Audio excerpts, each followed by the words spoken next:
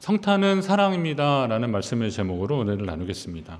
지난 주일에 나눈 말씀처럼 성탄의 기쁜 소식은 목자들처럼 평범한 사람들의 일상 가운데 들려왔습니다.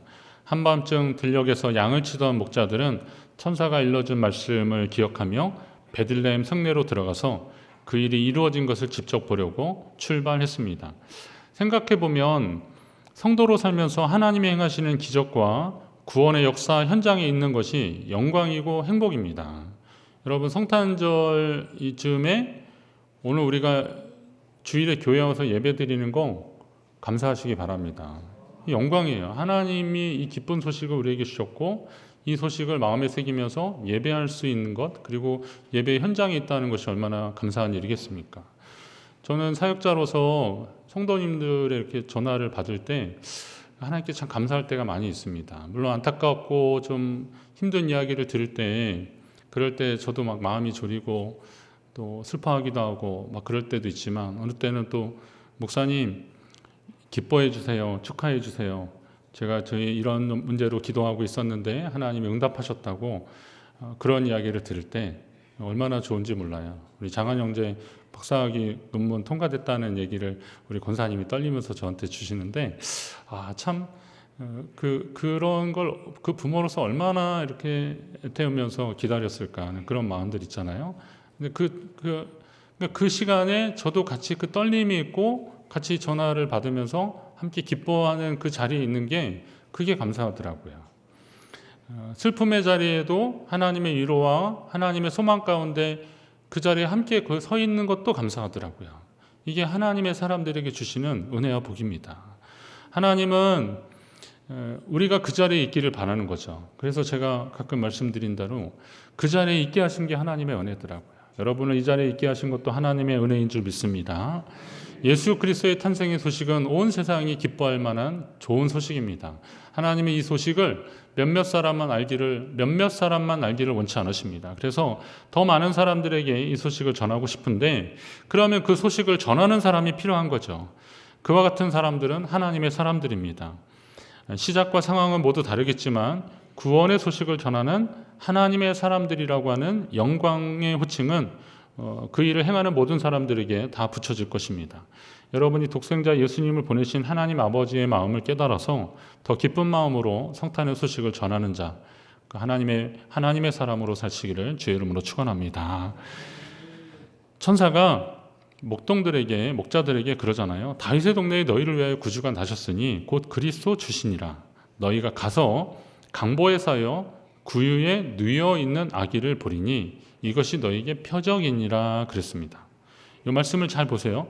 다윗의 동네면 다윗의 고향 동네. 이건 이제 암묵적으로 베들레헴을 말하는 겁니다. 그러니까 유다 지파에 속해 있던 다윗은 또 베들레헴이 자기 고향 동네잖아요. 그 고향 동네 베들레헴에 너희를 위해서 구주가 났는데 곧 그리스도 주시니라. 그리스도라는 말은 헬라어고 유대인들이 익숙한 단어는 메시아죠. 구세주입니다. 구세주가 나는데 너희가 가서 강보에 쌓여 구유에 누워 있는 아기를 볼 것이다 합니다. 아기가 태어나면 어디다 다 누우겠어요? 보통 뭐 보재기에 싸는 것까지야 그렇다 치더라도 보통은 어디다 놔요? 구유에 누울 리가 있겠습니까? 거실 어디에 이렇게 잘 앉혀놓고 뉘어놓고 막 그러면서 막 같이 기뻐하고 그러는데, 태어난 아이가 구유에 누워 있다라는 거죠. 그럼 이제 목자들은 어떤 상황을 찾으면 돼요? 아기가 태어났는데 구유에 누워 있는 이 특별한 상황을 찾아가면 되는 거죠. 그게 너희의 표적이라 그랬어요. 너희에게 보여주는 표적이라. 그러니까 목자들은 일러준 대로 이제 베들레헴으로 막 달려가고 있는 겁니다. 이 신기하고 전해주신 그 메시아 그리스도의 탄생 소식을 전해주려고 막 달려가는데, 성경을 보면 이 빨리 달려간 사람들이 있습니다. 달려간 사람들 많이 있겠지만 여러분, 달릴 때 심정이 어떨까? 아브라함이 마물의 상수리 나무에 있을 때 날이 뜨거운 날 여호와의 사자가 셋이 이렇게 지나가는데 아브라함이 막 달려갑니다. 달려가서 내 주여 내가 주께 은혜를 입었사오면 내가 종들을 원하건대 종들이 종을 떠나가 지나가지 마십시오. 그냥 가지 마시고 내가 대접할 수 있는 그런 기회를 달라고 그러는 겁니다. 달려가서 그랬어요. 어린 사무엘은 엘리 제사장이 부르니까 달려갔어요. 원래는 이게 하나님이 부르신 거를 이제 엘리가 부른 줄 알고 착각해서 가긴 갔지만 그것만 보더라도 이 사무엘은 제사장이 부르면 언제든 달려갔던 것을 알 수 있습니다. 사마리아 우물가에서 예수님을 만난 여인은 예수님과의 대화 중에서 이분이 메시아라는 걸 깨닫고 어떻게 했어요? 물동이를 버려두고 마을로 막 달려갔습니다. 달려가서 어떻게 해요? 내가 메시아를 만났다라고 한 겁니다. 베드로도 달려갔더라고요. 여인들이 와서 예수님의 무덤이 비었다 그러니까 베드로가 그냥 막 달려가요. 왜요? 예수님이 그 잡히시던 엊그제죠. 그 밤에 자기가 예수님을 3번이나 부인했잖아요. 얼마나 미안했어요. 이 복음서에 보면 그 마지막 순간에 예수님과 눈이 마주치는데 그때 그 미안함은 이루 말할 수 없었는데 그래서 좀 침통한 마음으로 지금 거기 모여 있었는데 예수님의 무덤이 비었다. 부활하셨다는 거예요.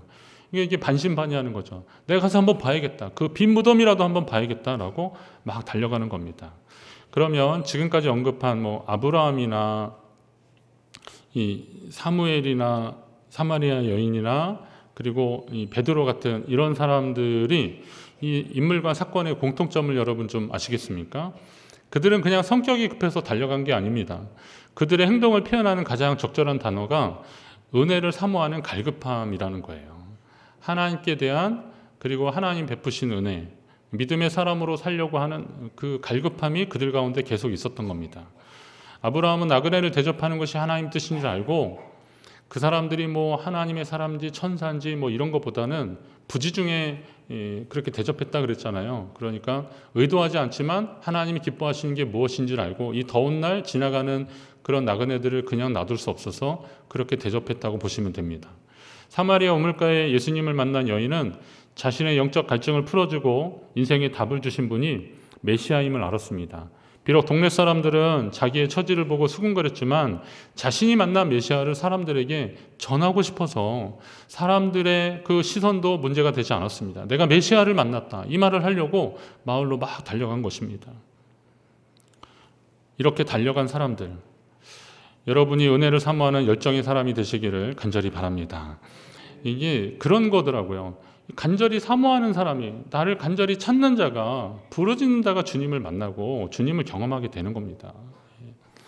언젠가 휴가철에 유명한 맛집이 근처에 있어서 갔더니 줄이 엄청 길더라고요. 그런데 보니까 엄청 긴데 얼떨결에 섰는데 저는 어디 가서 이렇게 줄 서서 밥 먹는 거 되게 싫어하거든요. 시간이 너무 아깝잖아요. 그냥 가는 것 같잖아요. 근데 휴가철이니까 약간 그때는 좀 그냥 릴렉스해서 거기에 갔는데 그런데 갑자기 직원이 나오더니 오늘은 여기까지 하겠습니다. 근데 여기까지면 저까지인 거죠. 근데 이 뒤에 사람들이 꽤 많은데 이렇게 보니까 갈랑말랑 했는데 여기까지입니다. 그러니까 제가 이 뒤에 사람들에 대한 무한한 책임감을 느끼는 거죠.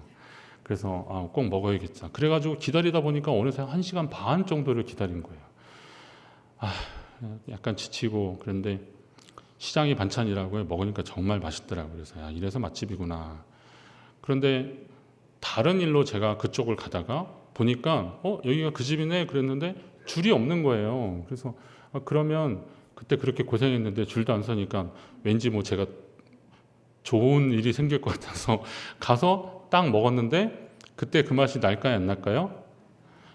안 나니까 이렇게 말씀을 드리는 겁니다. 여기는 그렇게 그때는 왜 그랬을까 봤더니 역시 제가 1시간 반을 기다리니까 이게 맛이 있고 없고를 떠나서 내가 그 기다린 것에 대한 보상하고 싶은 그런 심정이 저한테 있었나 봅니다. 심리적인 것도 있고요. 또 실제로 시장이 반찬이라니까 그렇게 된 거죠. 근데 하나님의 은혜도 그런 겁니다. 물론 우리가 하나님이 우리에게 주시는 것이 차별적으로 주시는 거겠습니까? 예수 그리스도를 주시는 것이 누구에게는 예수님을 더 좋은 형태로 주셨겠어요? 다 똑같이 이 세상에 똑같이 주시는데 그 예수님을 어떻게 받아들이고 그걸 어떻게 믿음으로 대하느냐에 따라서 그 정도가 달라지는 것입니다. 그러니까 마태복음 11장에 보면 천국은 침노를 당한다 그랬어요. 침노하는 자는 이 천국을 말하자면 차지하게 될 것이라는 거죠. 침노라는 표현은 약간 조금 도전적이고 그렇지만 이게 열정, 갈급함으로 좀 표현한다면 천국을 침노한다는 게 어떤 것인지 여러분 아실 겁니다. 간절히 사모하는 사람들이 그걸 누리게 되는 거죠. 그렇다면 성탄의 소식도 기뻐하는 자들이 그리고 이것을 사모하는 자들이 더 누리게 된다는 거죠. 더 감사하게 된다는 거예요. 그냥 예수님이 오셔도 그만, 뭐 안 오셔도 그만 이런 마음으로 성탄을 맞이하는 사람들과 정말 나의 이 삶 가운데 주님을 만난 것이 얼마나 귀한 일인가 감사하는 마음으로 이 성탄절을 맞이하는 분들하고는 분명히 차이가 있을 것이다 라는 겁니다. 그러니까 하나님의 사랑을 느끼는 정도가 차이가 있는 겁니다. 성탄의 기쁜 소식을 여러분의 것으로 만드시기 바랍니다. 하나님이 여러분을 위해서 예비하셨음을 믿으시고 그 은혜를 누리시기를 바랍니다. 그리고 이제 누렸다면 어떻게 하셔야 돼요? 이걸 전하는 자들이 되어야 되는데 목자들은 베들레헴에 달려가서 아기 예수님을 찾았고 천사가 일러준 소식을 그의 부모님 요셉과 마리아에게 전했습니다. 그러자 듣는 자가 놀랍게 여겼다 그랬습니다.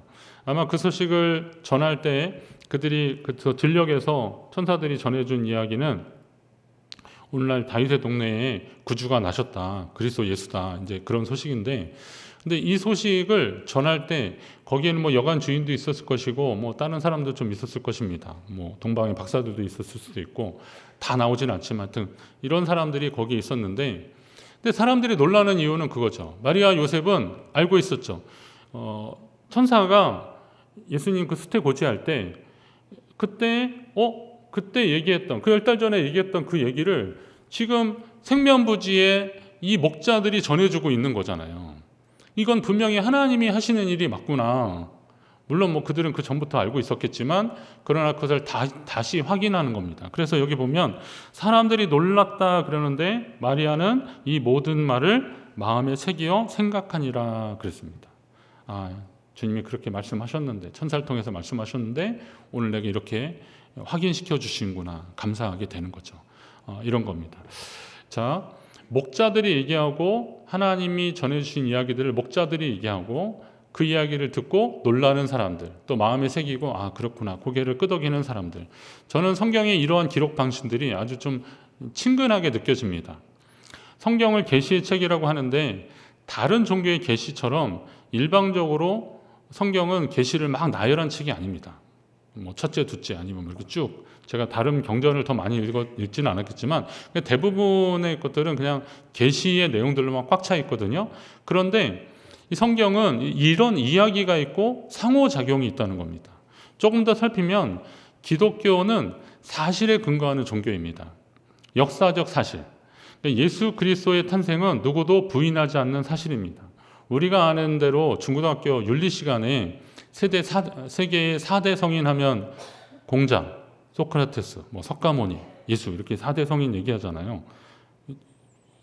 그렇게 하는데 그러면 이분들을 신화나 가상의 인물이라고 여기는 사람들은 없습니다. 그런 분이 존재했을까라는 것을 의심하는 분들은 없습니다. 그럼 예수님도 마찬가지입니다. 역사적 예수에 대한 논쟁은 이미 끝났습니다. 그분은 분명히 존재하셨던 분입니다. 예수 탄생의 이야기들은 그분뿐만이 아니라 예수님뿐만이 아니라 이런 다른 성인들도 모두 이 땅에 태어난 분들이고 따르는 무리가 있었고 사상이나 인류의 정신사나 종교계에 큰 영향을 끼쳤던 분들은 분명합니다. 그러면 성경으로 봤을 때 예수님의 탄생 소식뿐만이 아니라 성경의 모든 역사적 기록들이 다 기록됐다는 것은 그게 사실이라는 얘기거든요. 시대와 함께했다는 겁니다. 우리 지난번에 누가복음에도 그런 거 있잖아요. 예수님 탄생할 때 가이사 아구스토가 로마 황제가 호적을 하라 그랬을 때 그때 구레뇨가 수리아의 총독이었을 때다. 이건 기록을 찾아보면 그게 맞습니다. 그러니까 그게 역사적 사실이라는 것을 말하는 거죠. 그럼 오늘 우리가 이 역사적 사실과 이제 여기에 뭐가 더해지냐면 그러나 인간의 어떤 논리나 과학이나 이런 것들로 입증되지 않는 것들이 있다는 것이죠. 그것은 바로 예수 그리스도가 동정녀를 통해서 탄생하셨다. 그리고 그분이 하나님의 아들이다 라고 하는 거. 이거는 사실은, 그러니까 역사적 사실은 이게 사건이 아니라 이거는 믿음의 영역이라는 거죠. 우리가 보통 생각했을 때 예수님이 역사적으로 존재했던 것은 그냥 뭐 끄덕일 수 있는데, 그분이 동정녀의 몸으로 성령으로 잉태해서 나셨다라는 거, 그리고 그분이 바로 하나님의 아들이셨다라는 것은 그거는 믿음의 영역이라는 거죠. 그러니까 사실과 계시의 양면성이, 이 믿음의 양면성이 같이 있는 겁니다. 우리 기독교는 뭐 말하자면 이순신 장군이 뭐 16세기에 존재했던 분이라는 것을 여러분들이 그걸 믿고 안 믿고하고 상관없이 그분은 그냥 존재하는 겁니다. 그건 인식의 문제입니다. 근데 중국 사람들은 그 이순신을 자기 나라 장군으로 뭐 하는 그런 시도들이 있다라고 생각하는데, 그거는 중국의 역사관이 이쪽 그 밑에 쪽들도 자기들의 변방이라고 생각하고 속국이라고 생각하니까 그렇게 하는 거죠. 그러니까 똑같은 사건을 가지고 어떻게 인식하느냐에 따라서 인식의 정도가 달라지고 받아들이는 게 다르긴 한데, 그거는 인식의 문제입니다. 그러나 믿음의 문제는 그걸 뛰어넘는 거죠. 예수 그리스도가 2000년 전에 존재했다라는 것을 뛰어넘어서 그분이 우리를 위한 구세주다, 하나님의 아들이다라는 것을 믿는 믿음이 오늘 우리 가운데 있어야 예수 그리스도를 통한 하나님이 선물이다, 예수 그리스도가 하나님의 선물이다라는 사실을 받아들여지고 믿어지게 되는 것이다 라는 겁니다. 로마서 8장에 보면 우리가 소망으로 구원을 얻었다 그랬어요. 보이는 소망이 소망이 아니니 보는 것을 누가 바라리요 그랬습니다. 보여지고 만져지고 경험되어지는 것을 굳이 믿는다고 말하지는 않습니다. 그러나 그 너머에 있는 하나님의 뜻, 계시를 믿고 받아들이는 게 이게 믿음이라는 거죠. 그리고 그것을 믿는 자들에게 주님이 그들을 귀히 여기시고 기뻐하시고 상 주실 것을 믿는 게 그게 믿음이라는 거예요. 자, 그러면 솔직히 목자들은 천사들이 그런 이야기를 했을 때 그런 일이 있을 수 있을까? 어떻게 하나님이 사람의 몸으로 이 땅에 오실 수 있단 말인가? 라고 하는 생각들 좀 있었을 것입니다. 그럼에도 불구하고 그때의 현상이 너무 강력하니까 거부할 수 없으니까 한번 좀 가보자 라고 했습니다. 그리고 그들은 여러 가지 좀 상황이 열악했기 때문에 인생의 어떤 공고함도 있었고 영적인 갈급함도 있었기 때문에 이런 것을 통해서 하나님이 우리를 통해서 이 소식을 전하라고 하는 그것도 은혜다 생각하고 빨리 베들레헴으로 가보자 그리고 막 달려간 겁니다. 그랬는데 실제로 그때 태어난 아기가 구유에 누워 있는 것을 보고 천사가 말한 대로 하는 것이 지금 그때 그 현상으로 나타나는 이 일들을 보니까 하나님이 지금 계획하고 준비하고 이루시는데 우리가 그 한복판에 있구나라는 것을 깨닫기 시작하면서 그들은 오늘 다윗의 동네에 너희를 위하여 구주가 나셨으니 곧 그리스도 주시니라 라고 하는 천사의 말을 그 부모에게 거기 있던 사람들에게 그대로 전달해 주는 겁니다. 그들이 처음에는 이것을 완전히 100% 믿었다고 저는 느껴지진 않더라고요. 그러나 이제 그 되어지는 현상들을 통해서 그들은 깨닫기 시작하는 거죠. 지금 하나님이 하고 계시는구나. 여러분은 어떻습니까? 우리의 믿음이 계속 자라나야 하지 않겠습니까? 여러분 믿음이 자라나고 있습니까? 우리가 처음에 믿음은 정말 겨자씨만 할 수도 있습니다. 그런데 거기에 하나님의 말씀이 들어가고 그리고 하나님이 보여주시는 현상들을 경험하면서부터 이게 하나님이 하시는구나 라는 것을 깨닫기 시작하면서 우리는 더 담대한 믿음의 사람으로 자라나게 되는 겁니다. 오늘 이 목자들도 바로 그런 과정을 통해서 그들은 주님을 경험하고 그리고 하나님 나라를 전하는 사람으로 성장하게 되었을 것입니다. 그들은 여기서 전해줬고 이후에 다른 사람들에게도 듣고 본 것을 전하는 자로 살았을 것입니다. 여기에서 우리가 이제 다시 한번 하나님의 마음을 더 알 필요가 있습니다. 지난 주간에 말씀 묵상하면서 오늘 이 본문과 함께 나누고 싶은 말씀이 있었는데 요한일서 4장 말씀입니다. 무엇이 그 목자들로 하여금 그 이후에도 다 기록되진 않았지만 그들이 그 부모에게 이야기를 하고 그리고 그들의 삶의 자리로 돌아가서 예수 그리스도를 증언하는 삶을 살도록 하게 했는가? 다른 표현보다는 바로 하나님의 사랑을 그들이 알았기 때문에 그렇습니다. 요한이 그런 고백을 합니다. 하나님의 사랑이 우리에게 이렇게 나타난 바 되었으니 하나님이 자기의 독생자를 세상에 보내심은 그로 말미암아 우리를 살리려 하심이라 그랬습니다. 그러니까 하나님은 독생자를 이 땅에 보내심으로 하나님의 사랑을 우리에게 표현하셨다라는 겁니다. 독생자를 세상에 보내셨다는 것을 너무 당연하게 생각하지 마십시오. 자기가 가장 아끼고 소중한 것을 내어준다면 그 내어주는 것 그 이상의 가치를 인정해 주는 겁니다. 그러니까 이것을 제가 누구에게 선물로 준다 그러면 이게 굉장히 백자라고 생각을 하십시오. 그냥 이렇게 뭐 어디 도자기 이런 게 아니라 돈 10,000원 주고 사는 거 말고 이게 백자라 그런다면 이게 굉장히 하여튼 값어치가 있는데 이게 제 집안에 아주 대대로 물려오는 건데 이거를 제가 누구한테 준다 그러면 집안에 내려오는 그 대대로 내려오는 그 가치를 뛰어넘는 더 소중한 의미를 그에게 부여해 주는 겁니다. 그러면 하나님이 독생자를 우리를 위해서 내어주셨다면 우리의 존재가 얼마나 귀한 존재인지를 우리는 다시 확인하셔야 되는 겁니다. 여러분이 바로 그런 존재라는 거예요. 여러분 감사하시기 바랍니다. 그런데 거기에서 멈추지 않고 나한테만 그런 건 아니라는 거죠. 물론 그 사랑을 좀 독차지하고 싶은 그런 욕심이 있겠지만 그건 좀 내려놓으시고요. 하나님의 사랑은 그렇게 제한되진 않으니까.